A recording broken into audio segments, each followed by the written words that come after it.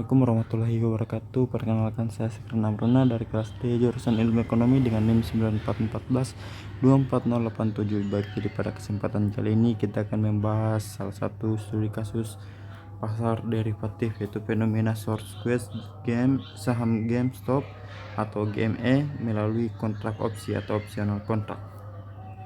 Baik, langsung saja kita masuk ke pembahasannya. Pada latar belakang krisis GameStop atau GME pada kemunduran pasar retail. GameStop adalah jaringan toko retail fisik yang menjual video game dan konsol di Amerika Serikat. Memasuki era digital, bisnis GME mengalami kemunduran pesat karena para gamers beralih ke sistem download digital. Melihat penurunan ini, institusi finansial raksasa di Wall Street, khususnya hedge fund seperti Melvin Capital, melihat peluang emas untuk mendulang keuntungan lewat strategi short selling, yaitu menjual tanpa memiliki saham. Pada peran instrumen derivatif atau senjata kaum retail, itu bagaimana komunitas investor retail memanfaatkan instrumen opsi kontrak untuk mengubah arah pertimbangan kekuatan pasar.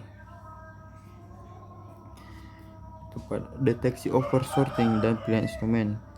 Pada mobilitas komunitas Wall Street Bets, kondisi short yang over kapasitas ini tercium oleh komunitas investor retail di forum Reddit bernama Wall Street Bets, dipelopori oleh seorang analisis keuangan amatir bernama Kate Gerd, dikenal secara online sebagai Deep Fucking Value. Jutaan investor retail sepakat bersatu untuk membeli saham GME secara masif guna memicu short squeeze. Namun, senjata utama yang membuat fenomena ini meledak secara eksponensial bukanlah pembelian saham biasa, melainkan penggunaan instrumen derivatif atau call options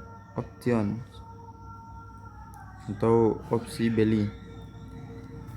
Mengapa menggunakan call option? Itu yang pertama, faktor leverage atau daya ungkit. Kontrak opsi memberikan hak kepada pembeli untuk membeli 100 lembar saham pada harga tertentu dengan hanya membayar biaya kecil bernama premi. Opsi dengan modal $100 di pasar opsi, seorang investor retail bisa mengendalikan pergerakan saham senilai ribuan dolar. Yang kedua, pemanfaatan efek gamma squeeze. Ketika jutaan retail memborong out of the money atau OTM, call options atau opsi beli dengan harga target yang jauh di atas harga pasar saat itu, institusi yang menjual opsi tersebut atau market makers menyediakan penyedia likuiditas berada dalam posisi bahaya. Pada efek domino, itu pertemuan simultan mekanisme game squeeze dan short squeeze yang meledakkan valuasi GME dari kisaran $17 hingga hampir $5.000. Pada fase A atau gamma squeeze, tekanan market maker. Ancaman penjual opsi.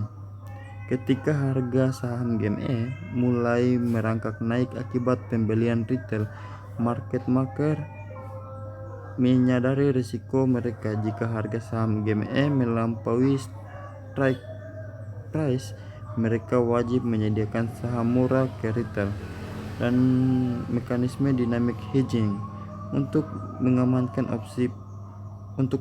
posisi mereka sendiri. Market maker terpaksa masuk ke pasar reguler dan membeli saham fisik GME. Semakin tinggi harga saham, maka semakin banyak saham fisik yang harus mereka beli untuk melakukan hedging. Tindakan defensif ini justru mendorong harga saham naik lebih tinggi lagi. Pada fase B, short squeeze, itu tekanan likuiditas ekstrim. Melihat harga yang meroket akibat gamma squeeze, para hedge funds yang melakukan short selling panik. Kerugian mereka tidak terbatas karena harga saham bisa naik tanpa batas. Salah satunya cara bagi hedge funds untuk keluar dan menghentikan kerugian adalah dengan membeli kembali saham GME di pasar. Ketika gajah-gajah Wall Street ini ikut mengantri membeli saham untuk menutupi posisi short mereka, likuiditas saham habis dan harga saham GME meledak secara vertikal ke angka yang tidak rasional. Nah, dampak dan pelajaran penting atau lesson learned. Kasus GameStop 2021 sebagai tonggak penanda sejarah baru. Bursa global mengubah landasan asimetri risiko institusi besar versus publik. Nah, transformasi paradigma pasar modal. Derivatif sebagai senjata demokratisasi pasar, yaitu instrumen opsi yang awalnya dirancang bagi institusi besar untuk mitigasi risiko, terbukti bisa digunakan oleh massa investor retail yang terorganisasi sebagai instrumen spekulasi ofensif untuk menaklukkan institusi raksasa. Dan risiko sistematik leverage tinggi. Kasus ini menunjukkan betapa fatalnya bahaya short selling yang melebihi kapasitas pasar reguler dan penggunaan leverage tinggi pada opsi. Melvin Capital mengalami kerugian lebih dari 50% asetnya hanya dalam 1 bulan dan akhirnya gulung tikar. Dan anomali valuasi pasar. Transaksi di pasar derivatif memiliki kekuatan psikologis dan mekanis yang mampu memutus hubungan antar harga saham dengan nilai fundamental perusahaan aslinya. Sepanjang krisis, bisnis real GameStop tidak berubah, namun nilai pasarnya sempat melampaui perusahaan-perusahaan skala Fortune 5000.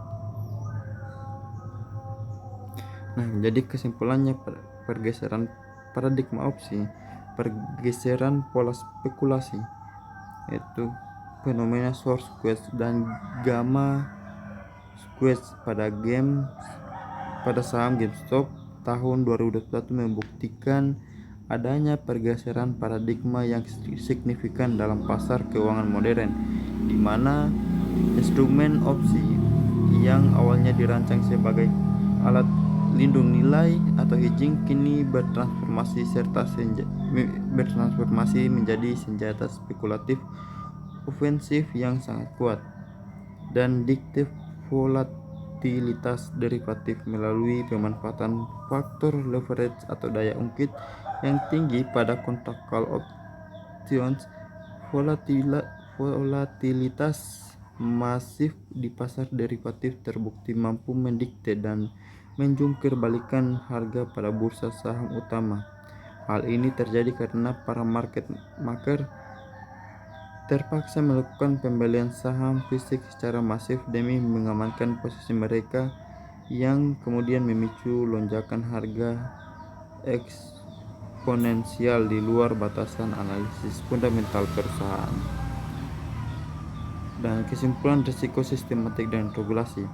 Pada asimetri risiko kerugian, di sisi lain studi kasus ini memberikan pelajaran kritis mengenai risiko sistematik asimetris dari kombinasi strategi short selling yang berlebihan dan transaksi derivatif yang kompleks. Risiko kerugian yang tidak terbatas dari posisi short yang terekspos dan oleh pergerakan opsi terstruktur mampu meruntuhkan institusi finansial raksasa sekelas hedge fund dalam hitungan hari. Dan peringatan keras di era digital. Kasus ini menjadi peringatan keras bagi para pelaku pasar dan regulator mengenai pentingnya pengawasan terhadap likuiditas, transparansi aktivitas short selling, serta penguatan manajemen risiko guna menjaga stabilitas pasar modal dari anomali pergerakan massa di era digital. Baik, mungkin itu saja yang bisa saya jelaskan. Lebih dan kurangnya saya mohon maaf. Wassalamualaikum warahmatullahi wabarakatuh.